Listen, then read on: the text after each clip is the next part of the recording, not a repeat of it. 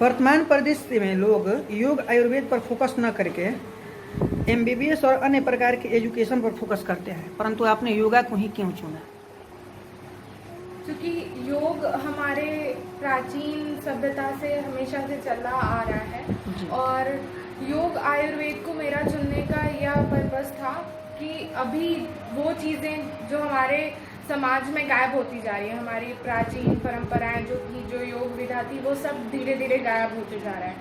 और अभी जो एमबीबीएस, इंजीनियरिंग और ये सारे स्ट्रीम में जो लोग जिनको चूज़ कर रहे हैं और आगे उनमें पढ़ाई कर रहे हैं, उसमें उनका वर्क लोड, पढ़ने का वे, इन सारी चीज़ों से उनका मेंटल स्ट्रेस बढ़ रहा है। शारीरिक, मानसिक हर तरह की परेशानियों से उनको जूझना पड़ रहा है। इन परेशानियों से उनको हटाया जा सके वहाँ से, कर्म उनका जो है वो जिस काम को चुने हैं उस कर्म में वो अपनी कर्म को कुशलता के साथ कर सकें, योग के थ्रू वो सीखने का मैंने प्रयास किया है, ताकि मैं उन लोगों को बता सकूं योग का महत्व, कि किस तरीके से योग को सब लोग अपने जीवन में लाकर और अपने कामों में ही जो काम उनका है वो अच्छी तरीके से कर सके उनको। मेडिकल साइंस और योग साइंस में आप क्या अंतर देखती हैं? मेडिकल साइंस जो हमारे प्रॉब्लम्स होते हैं फिजिकल लेवल पे या मेंटल लेवल पे, फिजिकल लेवल पे जब हम लोग उनको प्रॉब्लम्स बताते हैं तो वो कुछ मेडिसिन को देकर वो प्रॉब्लम को दबाया जाता है, उसका क्योर नहीं होता है, उसका ट्रीटमेंट दिया जाता है। पर मुझे ऐसा लगता है कि योग और आयुर्वेद के द्वारा भले ये लंबा समय ले ट्रीटमेंट में, पर वो जो प्रॉब्लम है उसका क्योर करता है, उसको जड़ से हटाता है। मुझे ऐसा लगता है कि योग इस तरीके से हेल्पफुल होता है हमारे किसी भी डिजीज में। योग से गंभीर रोग कैसे ठीक किया जा सकता है? जैसे हो गया कैंसर, हो गया किडनी, हो गया लंग्स प्रॉब्लम, हो गया हार्ट की बीमारी, हो गई, कैसे इसको ठीक किया जा सकता है? योग एक कंप्लीट जीवन को जीने का तरीका है, आदर्श जीवन जीने का जो तरीका है वो है योग। तो हम इसको बहुत पहले से एक्चुअली भारत के हर घर में योग बहुत पहले से है, मुझे ऐसा लगता है, जिसको कि हम अपने सोशल कोड ऑफ कंडक्ट और पर्सनल कोड ऑफ कंडक्ट के जरिए कर रहे होते हैं, हमें पता नहीं होता है। ये छोटा छोटा एक स्टेप जो हम लोग सच बोलने से लेकर शौच जाने से लेकर हर छोटा छोटा स्टेप जो है वो योग के अंदर आता है। भले हम उसको योग के टर्म में नहीं जानते हैं हम सब, पर कर हर रोज रहे होते हैं।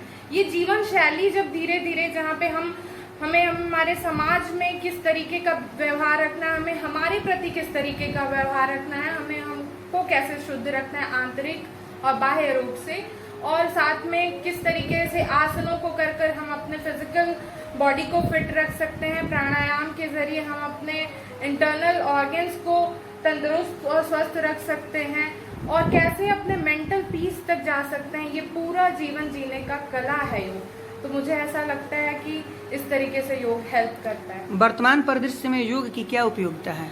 जैसे आज के जो बच्चे होते हैं मोबाइल से बचपन से ही मतलब जुड़ जाते हैं, उसमें जैसे कि किसी प्रकार के कार्टून देखते हैं, मम्मी पापा भी जो होते हैं वो बच्चों को मोबाइल ही, जबकि योग से उन लोगों को नहीं मतलब रहता है। अधिकांश तौर पे देखा जाए परिवारों में तो यही है। तो क्या वर्तमान युग में उन बच्चों को कैसे ठीक किया जा सकता है कि मोबाइल से दूर करके उन बच्चों के लिए छोटे छोटे आसन योग बताए जाए, क्या किया जा सकता है उन लोगों के लिए? तो वर्तमान समय में जहाँ बच्चों को एंटरटेन करने के लिए उनके पेरेंट्स फोन देते हैं, उसके जगह हम लोग उनके साथ थोड़ा समय बिताकर उनको छोटी छोटी चीजें सिखा सकते हैं।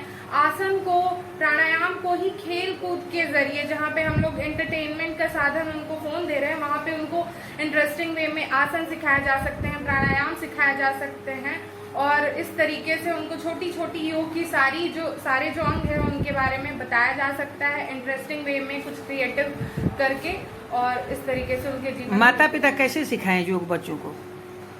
माता पिता पहले अपने जीवन में योग को लाएं, अपने जीवन में वो अच्छी तरीके से योग को अपनाएं, उस जीवन जीने की अच्छी कला को अपनाएं। फिर धीरे धीरे, चूंकि बच्चे अपने मम्मी पापा को ही देखकर बहुत सारी चीजें सीखते हैं, उनके रहन सहन का तरीका, उनके बोलने का तरीका, वो सारी चीजें कॉपी करते हैं। तो जब वो बचपन से अपने पेरेंट्स को वो सारी चीजें करते हुए देखेंगे तो धीरे धीरे उनमें अपने आप आने लगेगा। पहली बात ये।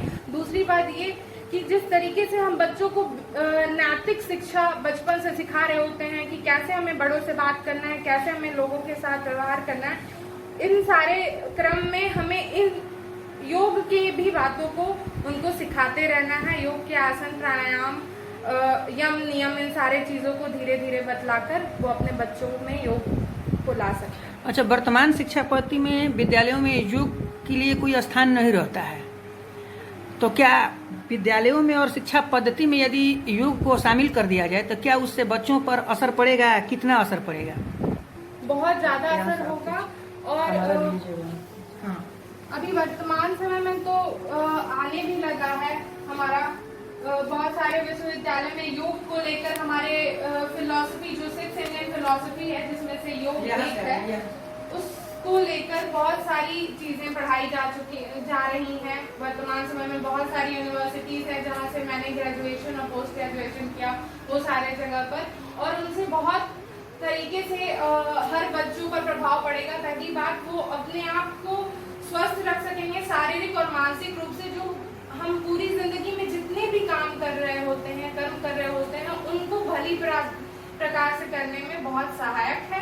और दूसरी बात ये कि योग के सब्जेक्ट में जब हम अपने स्क्रिप्चर्स, हम पुराने ग्रंथों को जब पढ़ते हैं, भगवत गीता जैसे पुराने ग्रंथ, पतंजलि योग सूत्र जैसे पुराने ग्रंथ, तब हमें पहले जो कि अच्छे से बताया जा चुका है कि हमें इस जीवन में आने के बाद किस तरीके से अपने जीवन को ले जाना है, किस तरीके से हमारा कर्म करना है, हमें ज्ञान के पथ पर आगे बढ़ना है। ये सारी चीजें जो आदर्श रूप में सिखाई जा चुकी हैं इन ग्रंथों में, उसको हम अपनाकर अपने हर कर्म को, अपने हर काम को और अपने लक्ष्य को बेहतर तरीके से आज के शिक्षा पद्धति में योग को शामिल किया जाना उचित होगा, बहुत उचित होगा। और हमारी प्राचीन ग्रंथों को भी, क्योंकि वो फिलॉसफी, योगा फिलॉसफी के बहुत इम्पोर्टेंट हिस्से हैं, भगवत गीता, पतंजलि योग सूत्र, मुझे लगता है इन सारे ग्रंथों को भी शामिल करना बहुत जरूरी है। योग से आने वाली पीढ़ी पर क्या असर पड़ सकता है? योग से आने वाली पीढ़ी पर ये असर पड़ सकता है कि वह पीढ़ी अपने आप को उतना बेहतर तरीके से बना सकती है, अपने शारीरिक मानसिक स्तर को बहुत अच्छा बना सकती है, अपने सोशल व्यवहार को, अपने खुद के प्रति व्यवहार को बहुत अच्छा बना सकती है, जिससे कि उसके परिवार में, उसके रिश्तों में मजबूती लाने में वो सक्षम रहेंगे। अगर परिवार में मजबूती लाने में सक्षम रहेंगे अपने व्यवहार और अपने शारीरिक मानसिक कुशलता की वजह से, तो अपने समाज और राष्ट्र के प्रति भी अच्छा योगदान देंगे। ग्रामीण इलाकों में आप यहाँ देखें तो वहाँ पे योग भवन बनाई है, तो क्या लोग रुचि लेते हैं योग करने में ग्रामीण इलाकों में? हाँ, बिल्कुल। जब मैं यहाँ पर अपने पिता के स्कूल में स्टार्ट किया मैंने योग को सिखाना, तब बहुत सारे बच्चे, इनफैक्ट जो स्कूल में नहीं भी एडमिशन है जिनका, जो लोग नहीं भी पढ़ते हैं, वो लोग बाहर से देखते हैं जबकि हाँ यहाँ पे कुछ एक्स्ट्रा क्रिएटिव चीजें करवाई जा रही हैं, जिनके बारे में उनको कुछ भी नहीं पता है, वो आते हैं, फिर हम उन्हें भी सिखाते हैं, वो बहुत रुचि लेते हैं। उनके पेरेंट्स भी उनको सपोर्ट कर रहे होते हैं, कुछ पेरेंट्स जो लोग नहीं सपोर्ट कर रहे होते हैं, उन्हीं पे हम लोगों को भी। अच्छा, अगर शिक्षा पद्धति से देखा है तो वर्तमान शिक्षा पद्धति में योग का कोई भविष्य है, जैसे कि कोई नौकरी में, कोई योग में? हाँ, बहुत सारी अभी इसमें अपॉर्चुनिटीज हैं। हम इसी को पढ़कर सिखा सकते हैं दूसरों को, बच्चों को। जैसा कि अभी जानते हैं कि कोविड-19 जैसी महामारी इतनी बड़ी फैली हुई है, जहाँ पे अभी इंजीनियरिंग करके जॉब करना और मैनेजमेंट करके जॉब करना अभी कोई फायदा नहीं रहा है उसका। सबसे पहले हमको अपने शरीर को स्वस्थ रखना, ये हमारा पहला काम हो गया। वहाँ पर योगा टीचर्स, योगा थेरेपिस्ट, इन सारे लोगों का डिमांड बढ़ चुका है, तो इसमें बहुत ब्राइट करियर है आगे। अच्छा, आपको शिक्षा कहाँ से हुआ है? मेरा शिक्षा मैंने अपना 10th और 12th किया मैंने झारखंड चंद्रपुरा से, और 12th किया बक्सर से। ग्रेजुएशन मैंने किया श्री श्री यूनिवर्सिटी कटक, जो श्री श्री रविशंकर जी की यूनिवर्सिटी है, वहाँ से। और अभी मैं मास्टर्स कंप्लीट कर रही हूँ श्री लाल बहादुर शास्त्री राष्ट्रीय संस्कृत विश्वविद्यालय, न्यू दिल्ली से। तो यहाँ आपने क्यों चुना कि ग्रामीण इलाके में चल करके बच्चों को योग सिखाया जाए? क्या दिमाग में आया होगा?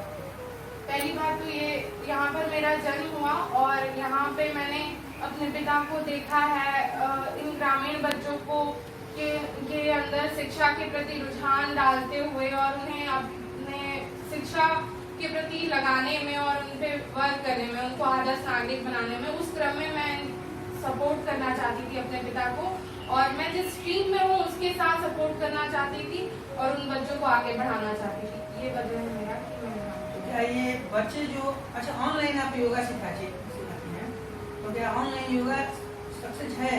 हाँ, ऑनलाइन योगा सक्सेसफुल है फिलहाल के समय में, जहाँ पे हम ऑफलाइन योगा नहीं दे पा रहे हैं, नहीं बच्चों को सामने से जाके ट्रेन कर पा रहे हैं, पर हम उन तरीकों को, अलग अलग तरीकों से ऑनलाइन योगा को भी सक्सेसफुल बना सकते हैं। कौन कौन से आसन प्राणायाम कराए जा सकते हैं? लगभग सारे आसन प्राणायाम करवाए जा सकते हैं। बेसिक चीजें हम खासकर करवा सकते हैं। सूर्य नमस्कार जो कि एक कंप्लीट पैकेज माना जाता है योगा का, क्योंकि उसमें हर तरीके के फॉरवर्ड आसन, बैकवर्ड बेंडिंग आसन, बैलेंसिंग आसन, हर तरीके के आसनों का एक संग्रह है। तो हम सूर्य नमस्कार सिखा सकते हैं ऑनलाइन, और फिर ताड़ासन, वृक्षासन, धनुरासन, ऐसे बहुत सारे आसनों के लिस्ट हैं जिसको हम ऑनलाइन सिखा सकते हैं आसानी से। प्राणायाम में हम हर प्राणायाम को, चाहे वो कपालभाति हो, भस्त्रिका हो, अनुलोम विलोम हो, नाड़ी शोधन हो, ये सारे प्राणायाम हम ऑनलाइन आसानी से सिखा सकते हैं। कितने वर्ष की उम्र से योगा करने लगे?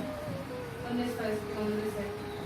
तो कोई आपका सिखाने के कहाँ पे सीख रही है? 19 वर्ष की उम्र में मैं ग्रेजुएशन योगा एंड नेचुरोपैथी से ज्वाइन किया, पर हाँ, मैं बचपन से योगा थोड़ा बहुत करती हूँ, क्योंकि मेरे घर में मेरे पापा, चाचा लोग हमेशा से इसके प्रति थे कि वो लोग अपने प्रैक्टिस में, तो हमें बचपन से सिखाया गया है ऑफ कोर्स। अच्छा, इसी से रिलेटेड हम क्वेश्चन थोड़ा सा पूछना है। जैसे इंडियन मेडिकल एसोसिएशन है और एक आयुर्वेद है, तो ये दोनों में क्या अंतर है? इंडियन मेडिकल एसोसिएशन जो है वो कहता है कि मेडिकल साइंस को मानता है और आयुर्वेद साइंस को कहता है कि जीरो है, जबकि आयुर्वेद कहता है कि मेडिकल साइंस जीरो है। दोनों में मतलब समानता है या दोनों में से कौन बड़ा है? मुझे ऐसा लगता है कि आयुर्वेद, क्योंकि हमारा शरीर जो है, हमारा फिजिकल बॉडी है जो वो 5 तत्व से मिलकर बना है, पंचभूत से, वो प्रकृति की है, अग्नि, जल, वायु, आकाश, ये सारी चीजों से मिलकर बना है। तो आयुर्वेद जो है वो इन सारी चीजों के ही थ्रू बॉडी को ट्रीट करता है। कोई भी बीमारी हमारे शरीर में है तो जो चीज से हमारा शरीर बना है उन्हीं तत्वों को यूज करके वो उसका ट्रीटमेंट देता है। तो मुझे ये वाला आयुर्वेद का साइड ज्यादा फ्रूटफुल लगता है। हाँ, बहुत सारे जगहों पर मेडिकल साइंस जहाँ पे सर्जरी का बात है, जहाँ पे बड़ा ऐसे सर्जरी और बड़े बड़े डिजीज का बात है, वहाँ पे ऑफ कोर्स अभी हम कुछ टाइम के लिए मतलब ले सकते हैं, क्योंकि वो जल्दी ट्रीटमेंट देता है। जब हमें कोई भयावह बीमारी है तो हमें तुरंत ट्रीटमेंट चाहिए, उसके लिए हम थोड़े टाइम के लिए ले सकते हैं, उसका उपयोग कर सकते हैं। पर जब हमें पूरी बीमारी को ठीक करना है, क्योर करना है, तो हम आयुर्वेद के पास आ सकते हैं और आयुर्वेद अच्छा है। शुगर और ब्लड प्रेशर के लिए क्या कौन सा प्राणायाम करना बेहतर होगा? शुगर और ब्लड प्रेशर के लिए प्राणायाम में हम नाड़ी शोधन प्राणायाम कर सकते हैं और कपालभाति कर सकते हैं, शीतली सिरकारी कर सकते हैं। अनुलोम विलोम? ब्लड प्रेशर वालों के लिए कपालभाति नहीं करना है, अनुलोम विलोम प्राणायाम कर सकते हैं। और उनको चूंकि शीतली और सिरकारी ठंडा करता है बॉडी को और काम करता है, तो जब ब्लड प्रेशर हाई रहेगा तो वो ब्लड प्रेशर को नॉर्मल करने का कोशिश करेगा, तो शीतली और सिरकारी प्राणायाम कर सकते हैं। आपसे मिलकर खुशी हुई और ये